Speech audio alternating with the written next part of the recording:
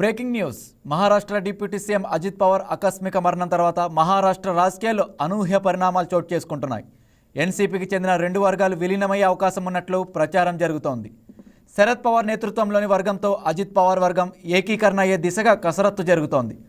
అజిత్ పవార్ ఆకస్మిక మరణంతో ఆ వర్గానికి పెద్ద దిక్కు లేకుండా పోయింది. దీంతో ఆ పార్టీకి నేతృత్వం వహించేవారు ఎవరూ కనిపించడం లేదు.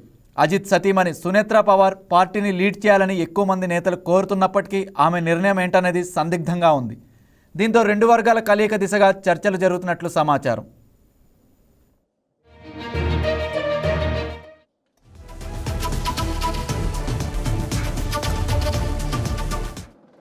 నిజానికి ఎన్సీపీ 2 వర్గాలను విలీనం చేసే ఉద్దేశంతో కొంతకాలంగా అజిత్ పవార్ తన బాబాయ్ శరద్ పవార్తో అనేక మార్లు భేటీ అవుతూ వచ్చారు.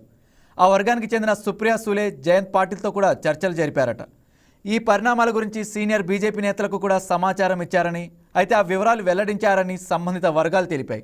అయితే అనుకోకుండా అజిత్ దుర్మరణం చెందడంతో ఇప్పుడు ఎన్సీపీ 2 వర్గాల విలీనం కసరత్తు వేగవంతమైంది. అయితే అజిత్ పవార్ వర్గానికి చెందిన కొందరు నేతలు మాత్రం ముందుగా సునేత్రా పవార్ డిప్యూటీ సీఎం పదవి చేపట్టాలని కోరుకుంటున్నారు.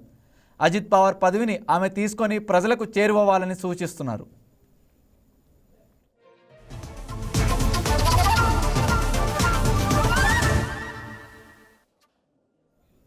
అజిత్ పవార్ ఆకస్మిక మరణంతో ఆయన వర్గం అయోమయంలో పడింది.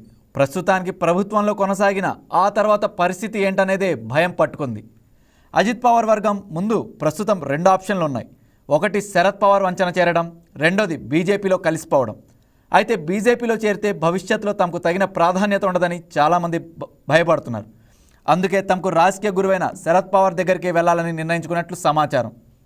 అజిత్ సతీమణి సునేత్రా పవార్ కూడా శరద్ పవార్ వర్గంతో కలిసిపోయేందుకే మొగ్గు చూపుతున్నట్లు తెలుస్తోంది.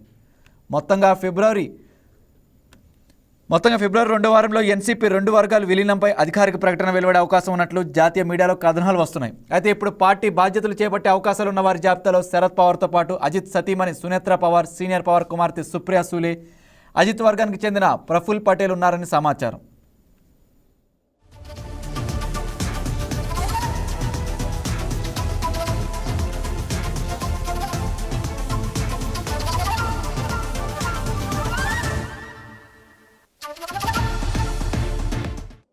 Please subscribe to YK TV Network. Please subscribe to YK TV. Please watch YK News.